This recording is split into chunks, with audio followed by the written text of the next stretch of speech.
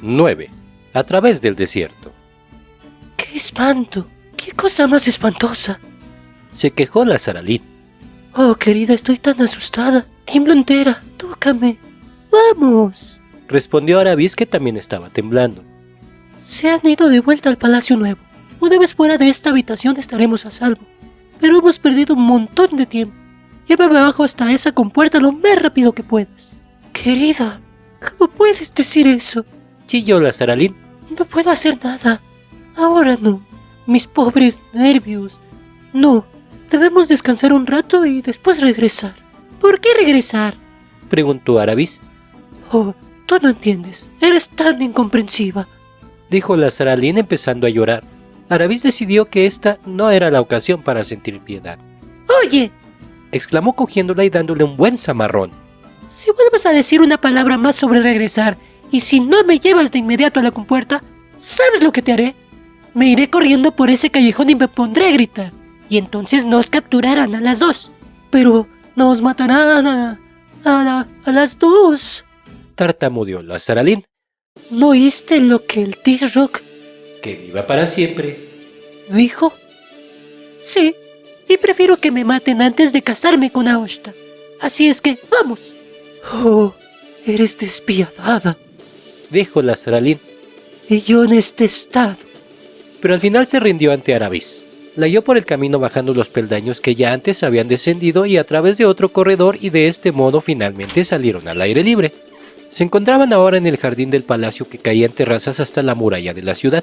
La luna brillaba con todo su esplendor. Uno de los inconvenientes de las aventuras es que cuando llegas a los lugares más lindos estás siempre demasiado ansioso y apurado como para apreciarlos. Por lo que Arabis, a pesar de que los recordaba años más tarde, tuvo solo una vaga impresión de prados grises, fuentes de silencioso burbujear y las largas sombras negras de los cipreses. Cuando llegaron al fondo y la muralla se alzó amenazadora ante ellas, la Saralín temblaba de tal modo que no lograba desatrancar la puerta. Arabis lo hizo. Allí, por fin, estaba en el río, bañado por el claro de luna y un pequeño embarcadero y algunos botes de paseo. Adiós, dijo Arabis. Y gracias. Siento haber sido maleducado, pero piensa de lo que estoy huyendo. Oh, Arabis querida, dijo la Saralín. ¿No cambiarás de opinión? Ahora que has visto qué gran hombre es Aosta. ¿Gran hombre?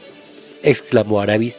Un repulsivo esclavo rastrero que adula cuando es golpeado, pero que guarda todo como un tesoro y espera tener su propia recompensa, incitando a ese horrible T-Rock a tramar la muerte de su hijo.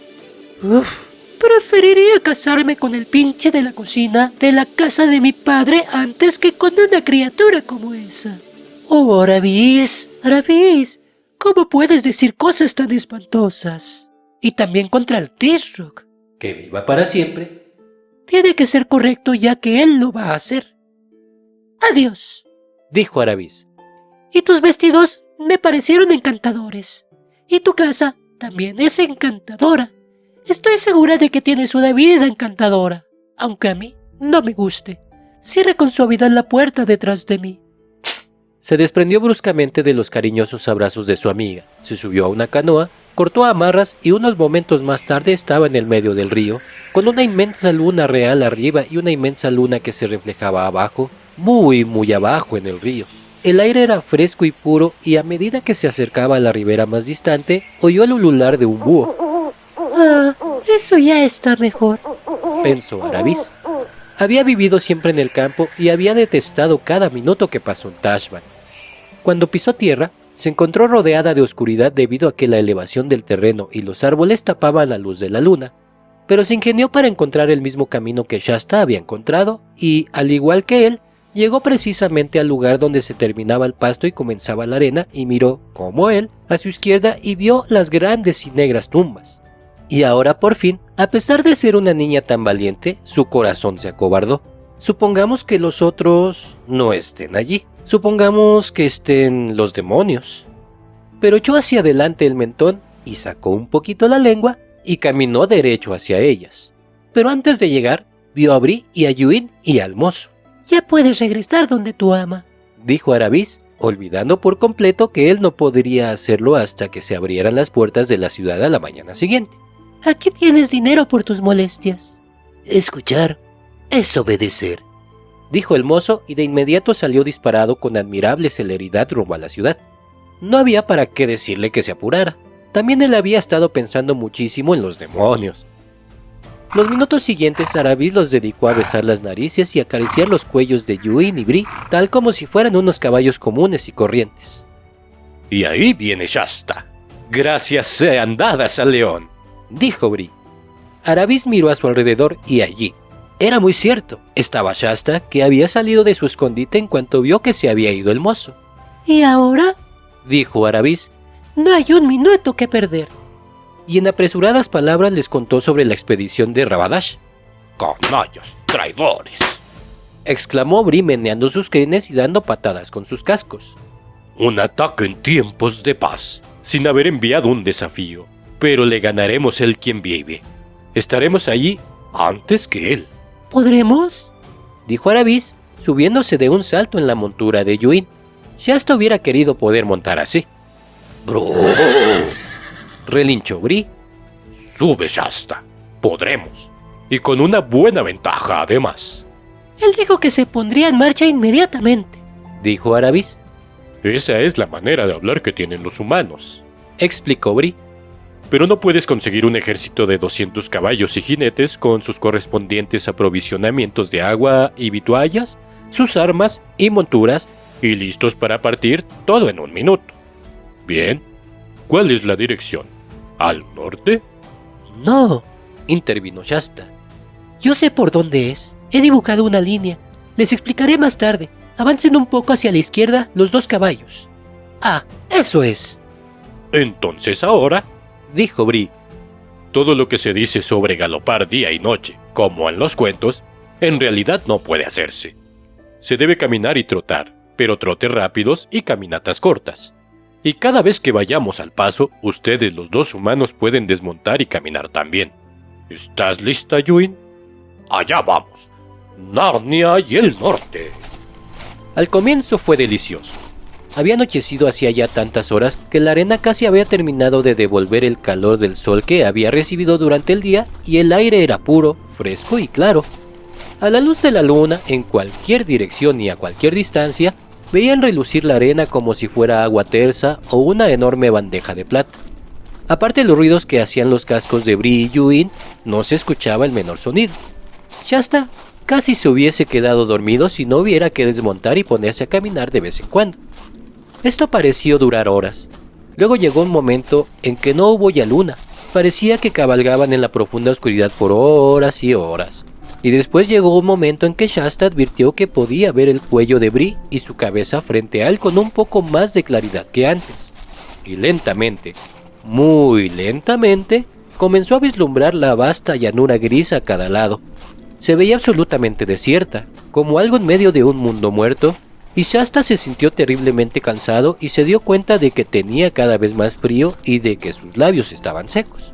Y todo el tiempo, ¡squeak!, crujía el cuero, ¡Tin! tintineaban los frenos, y el ruido de los cascos, no el propatic, propatic, propatic, como si fueran por camino áspero, sino el shabatic, shabatic, shabatic, shabatic, sobre la arena seca. Por fin, después de horas de cabalgar muy a lo lejos, a su derecha surgió una sola raya larga de color gris más pálido muy abajo en el horizonte. Luego, una raya de color rojo. Era la mañana finalmente, pero sin que cantara ni un solo pájaro. Ahora se alegraba de las pequeñas caminatas, pues sentía más frío que nunca. Y de repente salió el sol y todo cambió en un segundo. La arena gris se volvió amarilla y centelleó como si estuviese sembrada de diamantes. A la izquierda, las sombras de Shasta y Yuin y Bree y Aravis, enormemente largas, echaban carrera junto a ellos. La doble punta del monte Piré, mucho más adelante, relucía a la luz del sol y Shasta advirtió que se estaban apartando un tanto del rumbo. Un poco más a la izquierda, un poco más a la izquierda, voceó. Lo mejor era que, al mirar hacia atrás, veía que Tashban apenas se vislumbraba empequeñecida y remota. Las tumbas eran totalmente invisibles ya, tragadas por esa única joroba de puntas desiguales que era la ciudad de Tisroc. Todos se sintieron mejor. Pero no por mucho tiempo. Aunque Tashban parecía muy lejana, cuando la vieron por primera vez, se negaba a verse más lejana a medida que ellos se distanciaban. Shasta desistió de mirar hacia atrás, pues esto solamente lo hacía pensar que no avanzaban en absoluto. Luego la luz se convirtió en un fastidio. El resplandor de la arena le hacía doler los ojos, pero sabía que no debía cerrarlos. Debía entrecerrarlos y continuar mirando adelante al monte Piré, dando órdenes a voz en grito.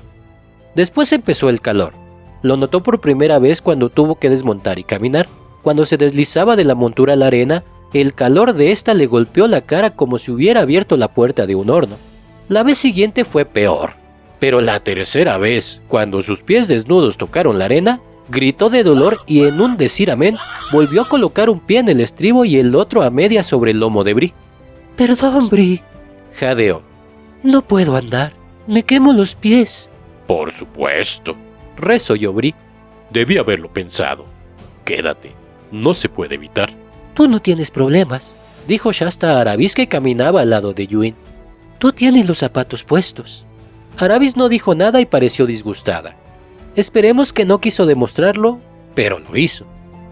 Y siguieron otra vez, trote y caminata y trote, tin, tin, tin, tin, tin, tin. Olor a caballo acalorado, olor al calor de uno mismo, resplandor enceguecedor, dolor de cabeza, y nada cambiaba por kilómetros y kilómetros. Tashbaan aún no se veía más lejana, las montañas no se veían más cercanas. Te parecía que todo había sido así siempre. Tin, tin, tin, tin, tin, tin, tin. Olor a caballo acalorado, olor a uno mismo acalorado. Claro que uno ensaya toda suerte de juegos consigo mismo para tratar de hacer que el tiempo pase, y por supuesto, ninguno de esos juegos sirve para nada. Y uno trata con todas sus fuerzas de no pensar en bebidas, sorbetes helados en un palacio de Tashbaan, clara agua de vertiente retintineando con un oscuro sonido a tierra, leche fría y suave con la cantidad justa de crema y no demasiado cremosa. Y mientras más fuerte tratas de no pensar, más piensas. Finalmente, algo diferente. Una mole de roca que sobresalía de la arena de unos 50 metros de largo por 1 metro de altura. No daba mucha sombra porque el sol estaba ya muy alto, pero en fin, era mejor que nada. En esa sombra se cobijaron todos. Allí comieron algo y bebieron un poco de agua. No es fácil hacer que un caballo beba de un odre, pero Bree y Yuin eran diestros con sus hocicos. Nadie comió ni bebió lo suficiente. Nadie hablaba. Los caballos estaban salpicados de espuma y su respiración era ruidosa. Los niños estaban pálidos. Luego de un breve descanso, continuaron su marcha. Los mismos ruidos, los mismos olores, el mismo resplandor, hasta que por fin sus sombras empezaron a caer a su derecha y luego se fueron alargando y alargando hasta que parecían extenderse hacia un confín oriental del mundo. Muy lentamente el sol se fue acercando al horizonte occidental y por fin bajó y, gracias a Dios, el despiadado resplandor desapareció, aunque el calor que salía de la arena era tan fuerte como antes. 4 pares de ojos miraban ansiosamente buscando alguna señal del valle que Salopa, el cuervo, había descrito. Pero a kilómetros de distancia no se veía más que la arena uniforme. Y ya el día se acababa y definitivamente y ya habían salido la mayoría de las estrellas y todavía los caballos marchaban con gran estrépito y los niños se elevaban y se hundían en sus sillas, sintiéndose muy desgraciados por la sed y el cansancio.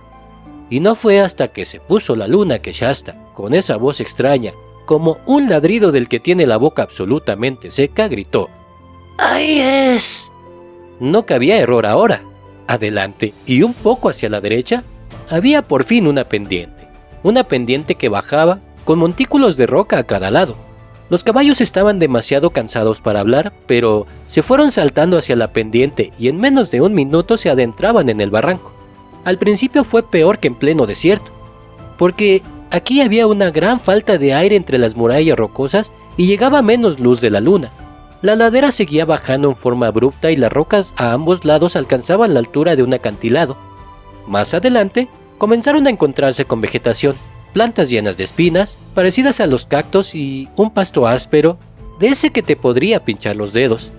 Pronto los cascos de los caballos pisaban guijarros y piedras en lugar de arena.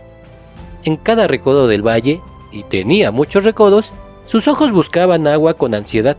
Los caballos estaban ya casi al borde de su resistencia, y Yuin, tropezando y resollando, se iba quedando detrás de Bree. Casi habían perdido la esperanza, cuando finalmente llegaron a un pequeño barrial y a un diminuto goteo de agua en medio de un pasto más suave. El goteo se transformó en un arroyuelo, y el arroyuelo en un riachuelo cercado de arbustos, y el riachuelo se convirtió en un río, y, después de desilusiones que apenas puedo describir, llegó un momento en que Shasta, que había estado en una especie de sopor, se dio cuenta súbitamente de que Bree se había detenido y de que él se estaba resbalando.